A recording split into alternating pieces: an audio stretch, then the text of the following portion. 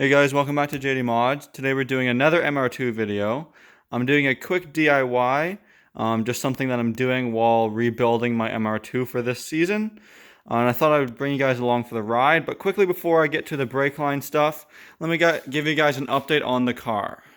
So I made a video of installing the engine, and then kind of just stopped it at that. I've since installed quite a few components. I'll start with the most obvious, being the stainless steel intercooler pipes, going to, of course, my aftermarket intercooler. I also have a tile blow-off valve installed. I have a brand new no cruise control throttle cable going all the way to the front of the car. Also going all the way to the front of the car is a brand new clutch line. So this is going to be very hard to see, but there's a braided clutch line going to that bracket. Then under that bracket is the TCS clutch line going all the way to the front of the car as well. I guess the hood's open so I can actually show you guys. There it is right there coming off the master cylinder. There it is zip tied to the AC line going under the car. MR2s are great, but there's a lot of lines running under the car. That's probably one of my least favorite things about it. Replacing those lines or working on it is kind of annoying in that sense. I've added engine oil and transmission fluid, hooked up some of the lines, and started on some of the crazy electrical. I'm hoping to make a tripping over here. I'm hoping to make a video summarizing some of the Gen 4 MR2 wiring. First, of course, I want to make sure it works myself, and then I can try and make a video summarizing what I had to do and link the resources I used as well. But anyway, it's looking really good. I'm super excited. These are my parts shelves. I don't have too much stuff left. Just like 2 boxes. The bottom box is my taillights. Got a couple body panels. I'm leaving everything off while I work on it. Super easy. So let's go ahead and talk about the brake line components. Before I talk about the components, I'll show you guys what we're doing. So basically, I had really rusty rear brake lines. So all I have for a brake line in the rear is this guy right here. He is the brake line that comes from the center compartment all the way into the car. And then usually there's a T, and then it goes to your left and your right brakes. So that's the only line that was in good enough condition to salvage. The rest were really rotted out. So I thought I can do my own custom brake lines from that fitting right there. So I'll show you guys what I bought and then how we're going to run them. Okay, so in no particular order, we have a Vibrant 3ANT adapter. And this is the one with a female on one side and male on 2 sides. This is a M10x1 inverted flare female to 3AN male. I'm sure you guys can see where this is going. These are your kind of common adapter brackets that thread. There's a male M10x1 inverted flare and then a male 3AN fitting. We have the lines. I got some Russell pre-made lines based off of some measurements that I took. Trying to remember the lengths here. Here we go, 24 inches straight, and 53 inches straight. And then to kind of clamp it all down, we have these Vibrant P clamps. These are the 1/4 inch ID, which should work with this line. And to bolt those to my car, some brand new M6x1 10mm head bolts. So really good stuff here. And now I'll kind of lay out how we're going to do it. So here's the idea. You remember that line I showed you coming from the front of the car? It's sticking up out of the engine bay right about here. So we're going to thread on this adapter, and now that line has a male 6AN, or 3AN, sorry. And then we're going to use this T, 3AN, and now we have 2 3ANs.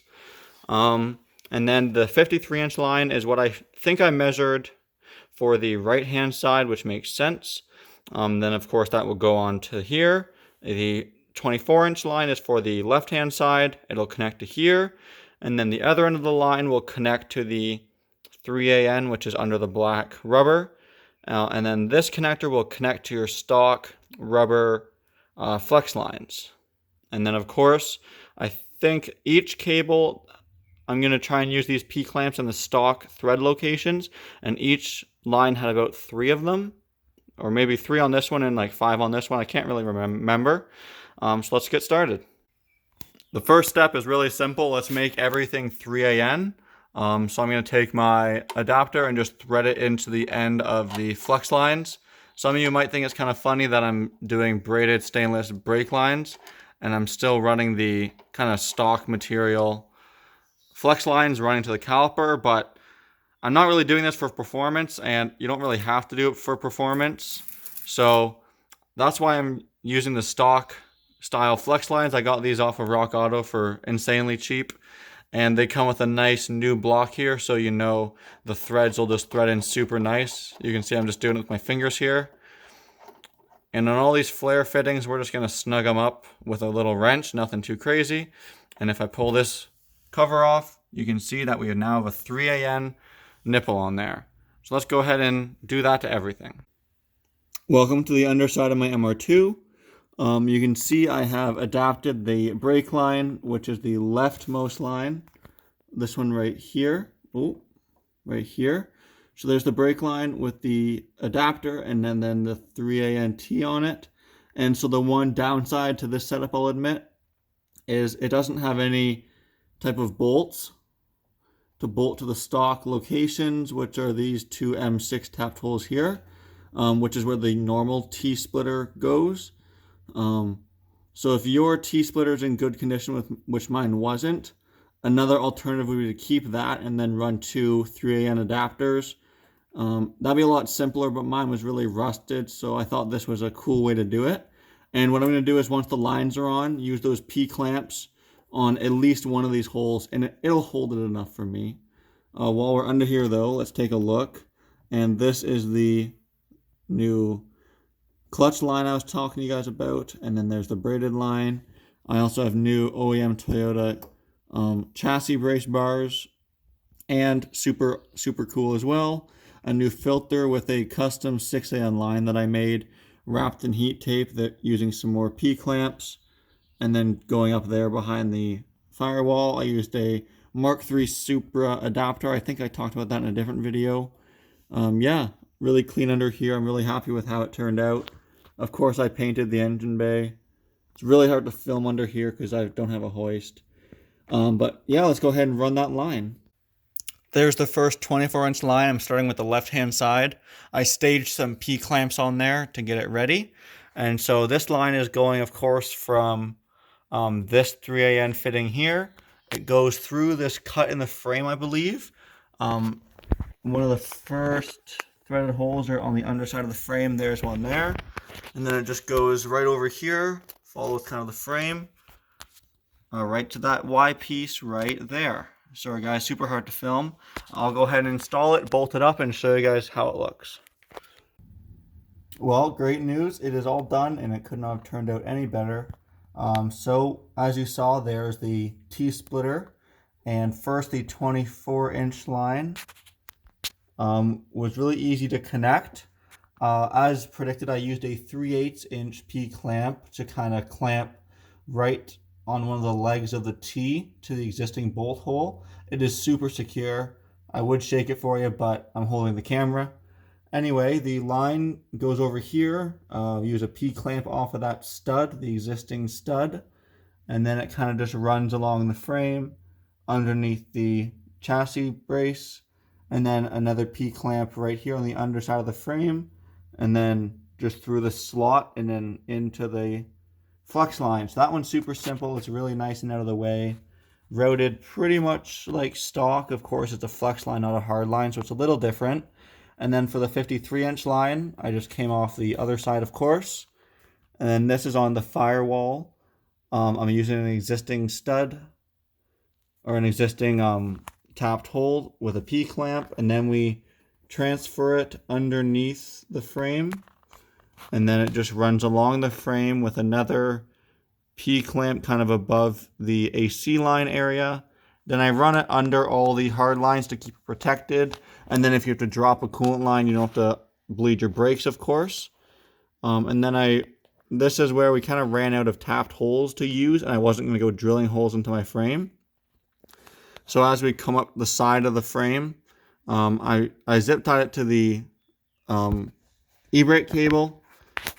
And then from the zip-tied e-brake cable, I did one more P-clamp on the underside of the frame. And then as same as the other side, just through the slot in the frame right into the flex line. Here's one more angle. This is the right-hand wheel well. It's really hard to film upside down, but basically there it is, running along the frame rail, going under all that stuff, and then into the T over there. So that's how it's done. If you made it this far in the video, I assume you want to do it for yourself. So I thought I would give you guys the part numbers so you don't have to go ahead and pause the video. And of course, I'm always moving, so it'll probably be blurry. So again, in no order, you need one Russell 656-150, one 656-060. You need one Vibrant 10790. You need so these Russell come in a pack of 2.